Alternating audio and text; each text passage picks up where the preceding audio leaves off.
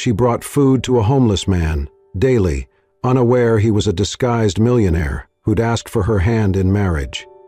"Rebecca, you are not seriously staying here this late again, are you?" Sarah's voice echoed through the dimly lit corridor of the old public library.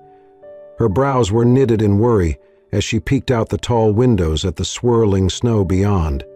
The streets were already dark, the faint orange glow of the street lamps flickering uncertainly through the thick curtain of flurries. The wind howled outside like a warning call, rattling against the glass as if trying to get in. Rebecca Miller, 30 years old, wrapped in a navy new cardigan and scarf, gave her coworker a faint smile. "I just need a few more minutes. I have some leftover food from the staff kitchen," she said, lifting a small paper bag that carried 2 sandwiches, a muffin, and a small thermos of tea. "You know the usual." Sarah rolled her eyes with a groan. "You and this habit of playing guardian angel. Rebecca, it's freezing out there, worse than yesterday, and this neighborhood? After dark? You are way too kind for your own good." Her voice was sharp, but the concern in her eyes was genuine. "I'll be fine," Rebecca replied, already putting on her coat. 15 minutes tops, then straight home." "You said that last night too," Sarah muttered as she turned toward the exit. "Call me when you get back, will you? Just so I know you didn't freeze into a popsicle out there." Rebecca laughed softly, nodded, then locked up the last section of the library. The long, echoing creak of the heavy oak doors shutting behind her made her shiver. She pulled her scarf higher, stepped outside, and was instantly hit by a gust of icy wind so fierce it stole her breath for a moment. She trudged forward, boots crunching over fresh snow, the cold biting through even her thick coat. Every breath formed little clouds before her face. Her fingers, gripping the bag, began to ache from the chill. The park was just 2 blocks away, and though she longed to be home, curled up with her favorite blanket, there was a quiet, stubborn voice inside her heart that whispered, "Someone is waiting." The park, once a bright place with kids playing and joggers in the morning, was now a silent landscape of snow-draped trees and benches dusted in white. Street lamps cast long shadows, flickering against the wind, their light barely piercing the growing darkness. She had passed by a few homeless people during the past weeks, leaving a sandwich here, a cup of tea there, but there was something about tonight that made the silence heavier. Her boots slipped slightly on an icy patch, and she steadied herself, just as she spotted a figure up ahead, barely visible under a tangle of branches and shadow. A man sat hunched over on a bench, wrapped in tattered clothing, unmoving. Snow had gathered on his shoulders and hair, making him look almost like a statue. Rebecca's heart clenched. How long had he been sitting there in this cold? She looked around cautiously. The park was empty, no one in sight. Still, she approached slowly, every step making a soft crunch in the snow. "Excuse me," she said gently, her voice almost lost in the wind. "Would you like some food?" The man stirred. Slowly he lifted his head, and in the weak yellow light of the street lamp nearby, Rebecca saw his face for the first time.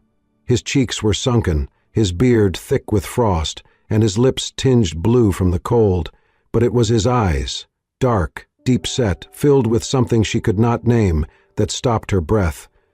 Exhaustion, maybe, or pain, or something worse, the weight of being forgotten. "Food?" he asked, his voice hoarse, raw, like it had not been used in days. "Yes," she said, stepping closer. "Just some sandwiches and hot tea." He looked down at his own hands as though they did not belong to him. When he finally reached out, she noticed the tremor in his fingers. She handed him the bag, and he clutched it tightly, as if afraid it might vanish. For a moment he simply sat there, staring at it. Then, softly, almost in disbelief, he whispered, "I do not remember who I am." Rebecca froze.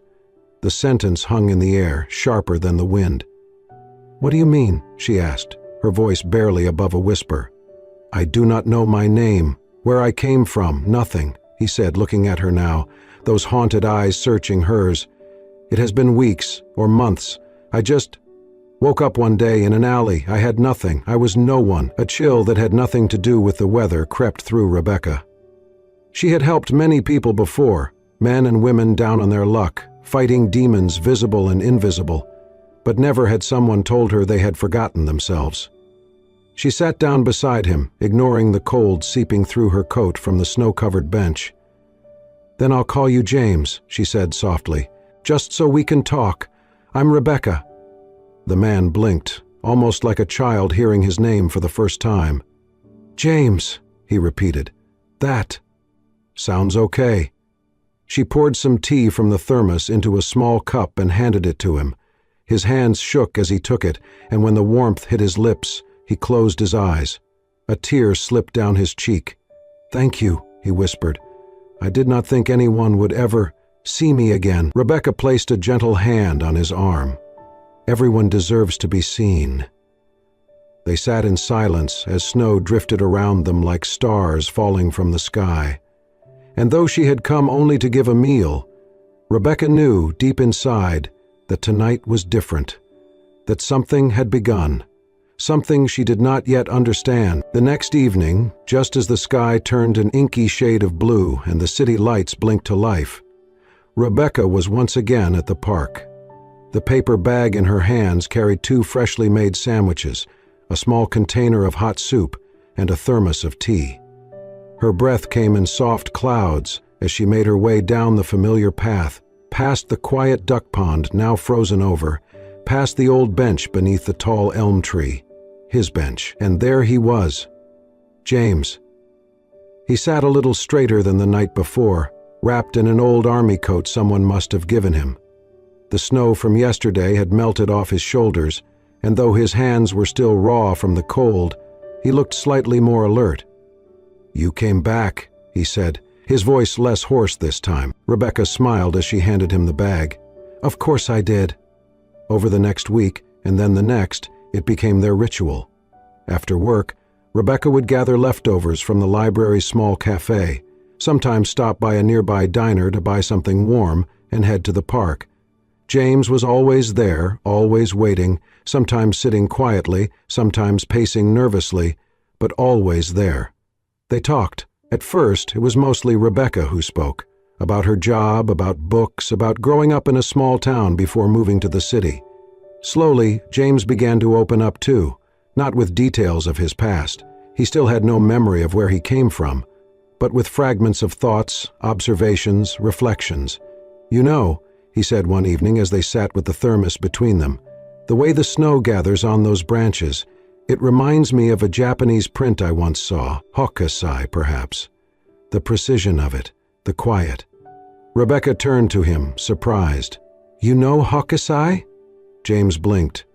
"I think so. The name just feels familiar, like a sound I used to hear often." Another night, she brought him a battered copy of a philosophy book someone had donated to the library. He leafed through it slowly, then paused on a chapter about existentialism. Sartre once said, "We are our choices." He looked up at her, eyes glinting with something like clarity. "Maybe I do not remember my past because it does not matter. Maybe who I am is who I choose to be now." Rebecca was struck speechless. The man sitting beside her might have looked worn and forgotten by the world, but there was a sharpness to him, a sensitivity, an intelligence that couldn't be buried by rags or cold. Sometimes they laughed. Once she brought him a thermos of cocoa, and he wrinkled his nose dramatically after the first sip. "You have insulted the noble bean," he joked, and Rebecca burst out laughing. "Hey, that's the good kind, store-brand gourmet," she replied, nudging him playfully. Over time, Rebecca began to notice things she had not expected. The way her heart beat faster when she saw him waiting, the calm that settled over her after their conversations, the way her day felt incomplete without his quiet voice beside her. She told herself it was compassion, empathy, but deep down she knew it was something more. Then one night he was not there. The bench was empty. The snow had started falling again, thick and fast, and the cold was biting even through her coat. She looked around, called his name, walked the perimeter of the park. No sign of James. Panic gripped her chest. Had he fallen? Been taken away? Had the cold claimed him? She walked faster now, ignoring the sting in her fingers, scanning the shadows beneath every tree. Finally, near a cluster of hedges beyond the usual path, she saw something, someone, curled against the trunk of a tree. "James!" He did not answer. She dropped beside him, shaking his shoulders. His skin was icy, lips trembling, breath shallow. The bag of food still clutched weakly in one hand, unopened. Without hesitation, she pulled off her coat and wrapped it around him, her fingers fumbling for her phone. But he stirred then, just slightly, murmuring something incoherent. "James, stay with me," she whispered urgently. "You have to stay awake." His eyes fluttered open, unfocused. "I thought maybe you wouldn't come tonight. Thought maybe I had dreamed you." Rebecca's throat tightened. "Don't say that. I'm here. I'm right here." She managed to help him up, supporting most of his weight as she led him slowly toward a nearby church that stayed open for shelter on cold nights. Every step was a struggle, every breath visible in the frozen air. But they made it. As she sat beside him in the warm, dim room later that night, watching him sleep on a donated cot, Rebecca realized something undeniable. She was no longer just helping a stranger. She cared about him, and she could not bear the thought of losing him. The snow had begun to melt as winter waned, replaced by gray skies and icy rain. But Rebecca still came every evening. The ritual was no longer about charity. It had become something sacred, something she needed as much as he did. That night, as she turned the familiar corner into the park, the scent of something warm and surprisingly delicious drifted through the air. She paused, blinking through the drizzle. There, by the bench under the elm, James had set up a tiny, battered camping stove. A small pot sat atop it, steam curling into the damp night, like a promise of comfort. He stood beside it awkwardly, hands shoved into his sleeves, his coat still patched and weathered, but his posture different, proud, almost nervous. "You're early," he said as she approached. "I couldn't wait to see you," she replied, then caught herself. "I mean, it's been a long day." James gave a small, sheepish smile and motioned to the pot. I managed to get my hands on this little stove. Traded an old watch for it. One of the shelter workers gave me vegetables yesterday. So I thought tonight, maybe I could feed you." Rebecca blinked, stunned. "You? Cooked?" He nodded, suddenly self-conscious. "It's just soup, nothing fancy. But I wanted to do something for you, for once. You've brought me food, warmth, kindness, for weeks. I wanted you to have something back." Touched beyond words, she sat beside him, accepting the steaming cup he poured with trembling hands. The soup was simple, potatoes, carrots, a hint of herbs, but it was perfect. It tasted like thoughtfulness, like care, like him. "It's wonderful," she said sincerely. James visibly relaxed, and for a while they sat in silence, sharing the meal. The drizzle became heavier, and soon the rain began to pelt down in earnest. "Come on," he said, grabbing the pot and stove quickly. "There's an old gardener's shed nearby. It's not much, but at least it's dry." Rebecca followed him, giggling as her hair plastered to her face. The shed was small and smelled faintly of wood and old tools, but it was shelter. They sat close on the floor, wrapped in the shared warmth of his blanket. "I'm sorry," James murmured, wiping his wet sleeves over his face. "This isn't exactly fine dining." "It's perfect," Rebecca said softly. "And so are you." James turned his head sharply. His eyes searched hers. "You don't even know who I am." "You're James," she replied without hesitation. "That's who you are to me." He looked away. The rain pounded above them, creating a rhythm against the metal roof that filled the silence between words. "Sometimes I wonder," he said at last, voice low, "if it's better this way. Not remembering, just being here. With you. No past, no lies, no mistakes. Just James, just now." Rebecca reached out, her fingers brushing his hand. "Then be James. Stay James. Whoever you were before, doesn't matter if this," she gestured between them, "is real." He looked down at their hands, then slowly closed his fingers around hers. The touch was tentative, uncertain, but it carried weight. "You're not afraid?" he asked. "I should be," she whispered, "but I'm not." A moment passed. Then James moved closer, slowly, as if afraid he might scare her away. But she didn't pull back. Instead, she let herself lean into him, let the warmth of his presence wrap around her like the blanket they shared. He held her, not possessively, not desperately, but gently, as if he were afraid to break the moment. His arms were strong, but there was a trembling in his hold, a vulnerability that made her heart ache. They sat like that for what felt like an eternity. The storm raged outside, but inside the tiny shed, the world was still, safe, whole. It was in that embrace that Rebecca felt something shift deep within her. The connection she'd tried to explain as kindness, as routine as friendship, none of that was enough anymore. She had fallen for him, not for who he had been or might be, but for the man who brought her soup in the rain. The man who remembered poetry but not his name. The man who had lost everything but still tried to give. "I've never done this," James murmured into her hair.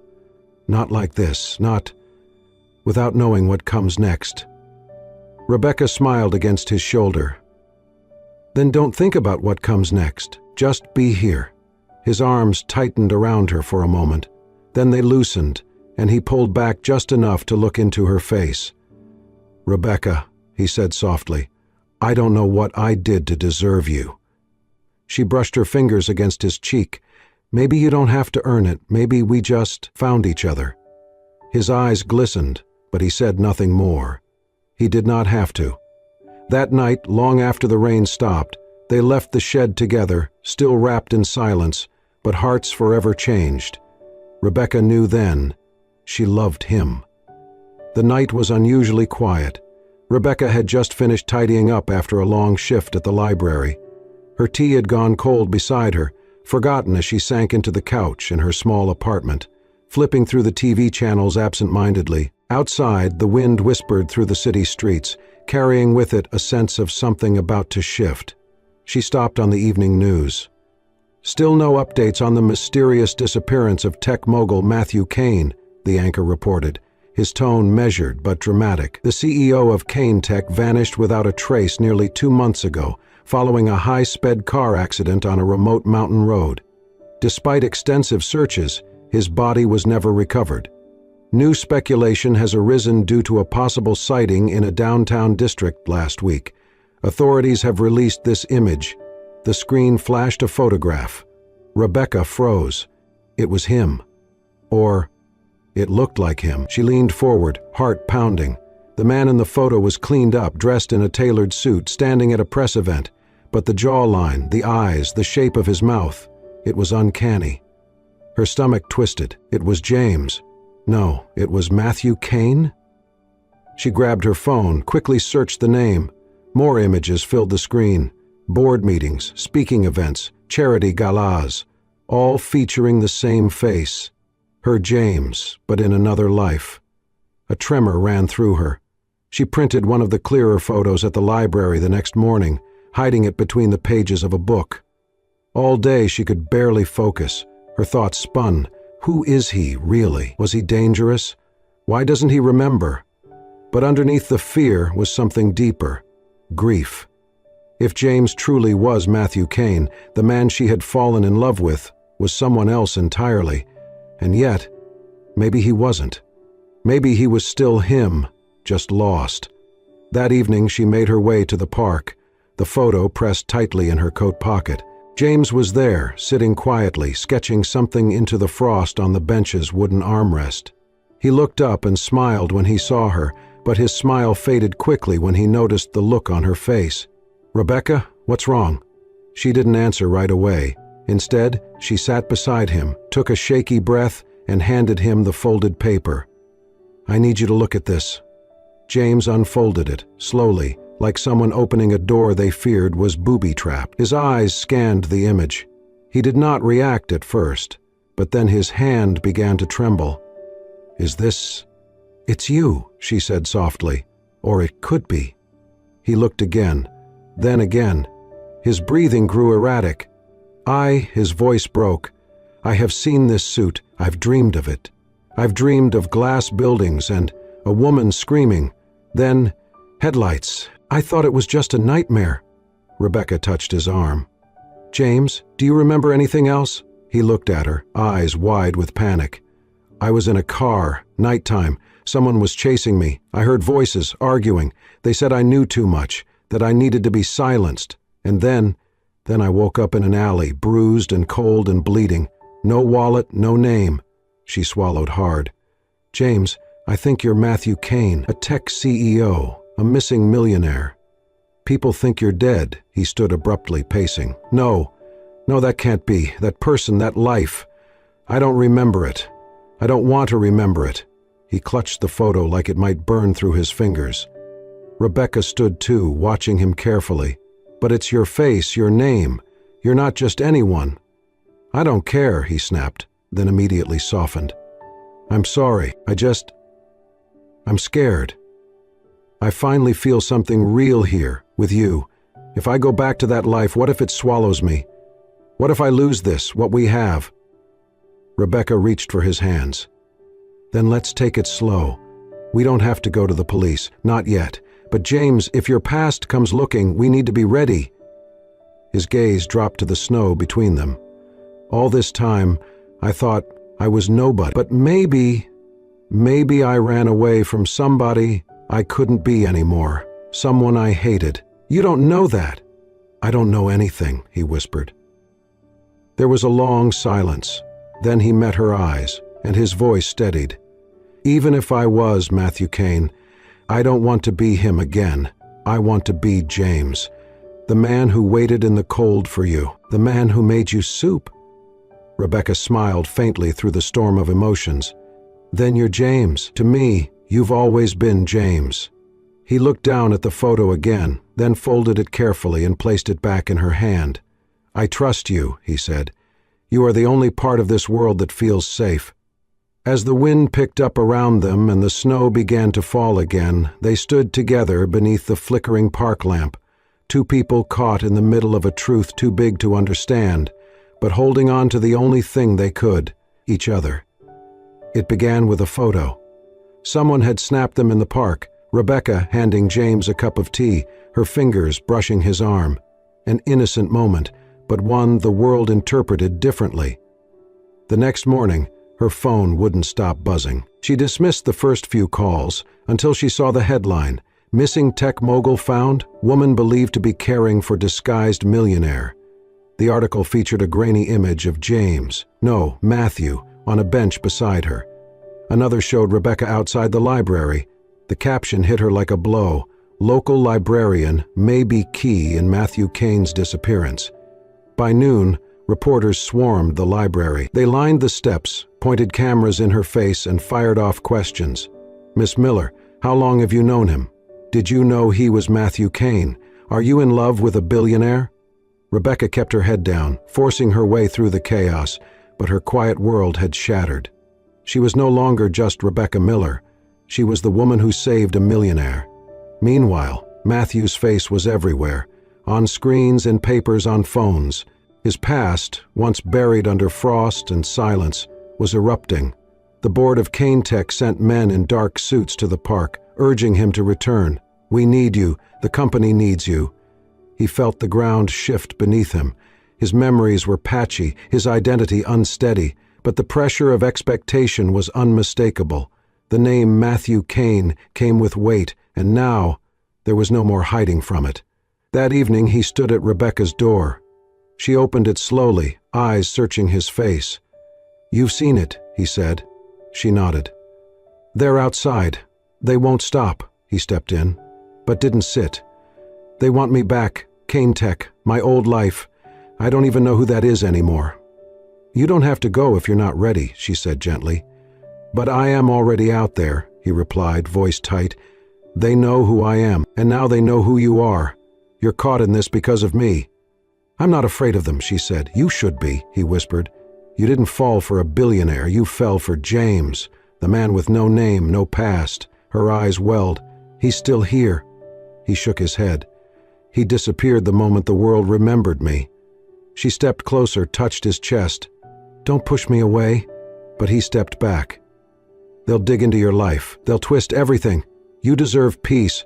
I can't give that to you. A painful silence stretched between them. "So, are you leaving?" she asked, barely audible. "I need to figure this out before I drag you down with me." He opened the door. Rain fell softly outside. "Please, don't shut me out," she whispered. He paused, eyes full of sorrow. "I'll come back, if I still have the right to." Then he was gone. She stood alone in the doorway, the room behind her too quiet, the world outside too loud. In the days that followed, her life shrank. Everywhere she went, whispers followed. The library was no longer her haven. Some patrons offered kindness, others offered cruel judgment. She smiled through it all, buried herself in work, but nothing filled the space James had left. Matthew had returned to Kane Tech. The headlines called it a miracle. Photos showed him in sleek suits again, seated at board meetings, flanked by corporate elites. But Rebecca saw the hollow in his eyes. At first, they spoke on the phone, brief, careful calls, every few days, then once a week, then less. "Everything's happening so fast," he would say. "They want me to be the man I used to be." "Are you?" she'd ask. "I don't know. I still feel like James, but no one here understands that." She tried to be strong. She told him to take his time, but with every call his voice sounded further away. She missed the man who once lit up at the sound of her footsteps, who made her soup, who waited on a bench just to see her face. Now he lived in a world of suits and speeches, a world where she did not belong. One evening she sat on that same bench, now surrounded by budding trees and soft spring air. She carried a letter in her coat pocket, a note she'd written but never sent. "I miss your quiet. I miss the man who didn't need to be anyone but mine, but maybe the world needs you more than I do." She never mailed it. Weeks passed, then months. The last time they spoke, he sounded exhausted, distant. "I'm sorry I haven't called. There's just been so much." "I understand," she said softly. "I miss you," he whispered. The line went quiet before she could reply. Now she sat at her kitchen table, flipping through a book he once read aloud under the stars. She could still hear his voice, but it felt like a memory now, soft, flickering, fading. Maybe their love was always meant to live in the quiet, a fleeting miracle during a winter storm. She stood by the window, watching the city lights blur through her tears. Her reflection stared back, a woman who had loved with her whole heart and lost. A knock startled her. It was only her neighbor, asking if she was all right. Rebecca smiled, nodded, closed the door quietly, then leaned against it, hand on her chest. "Maybe it was just a moment in time," she whispered. A pause, then a small, aching smile. "But I don't regret it, not 1 second."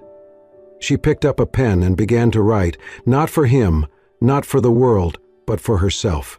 She wrote to remember, to hold on to the truth that had defined her winter, because what they had was real, and for her, that was enough. It was a quiet Thursday morning at the library. Rebecca had just finished shelving a stack of books and was preparing for the children's reading hour. Sunlight streamed through the windows, painting soft gold across the wooden floor. On the surface, everything felt calm, but inside, a part of her still waited. Though the headlines had faded, the memory of James Matthew remained. She hadn't heard from him in months. She told herself to move on. Still, every time the door creaked open, a small part of her heart looked up, and this time he was there. She looked up and froze. Matthew Kane stood in the doorway, not in a suit or behind a podium, but in a plain navy coat, hair slightly tousled, expression quiet and vulnerable. In his hands he held an old book, one of the classics she loved. He stepped toward her slowly. Visitors turned. Hushed murmurs filled the room. Rebecca could barely breathe. He placed the book on the counter. "May I speak to you?" She nodded, unable to find her voice. He opened the book. Inside, the pages had been cut out, forming a hidden space. In it was a small velvet box. Gasps echoed softly. Matthew picked it up and knelt down. Silence. "When I met you, I had no name, no past, no future," he said, voice trembling. "But you gave me warmth. You gave me the name James, and in that I found myself. You didn't ask for anything in return, and somehow you gave me everything." Rebecca's eyes filled with tears. "I remember it all now," he continued, "for the life I had, the mistakes, the pressure, but none of it ever mattered like you did. I don't want to be Matthew Kane anymore. I want to be James, the man who made you laugh in the cold and waited each night to see your face." He opened the box. Inside was a simple silver ring with a single diamond. "I want to be yours. Rebecca Miller, will you marry me?" Tears streamed down her cheeks. She nodded, barely able to whisper, "Yes, yes, I will." Applause broke out across the library, soft and heartfelt. Matthew slid the ring onto her finger and stood, pulling her into his arms. The room faded. It was just them.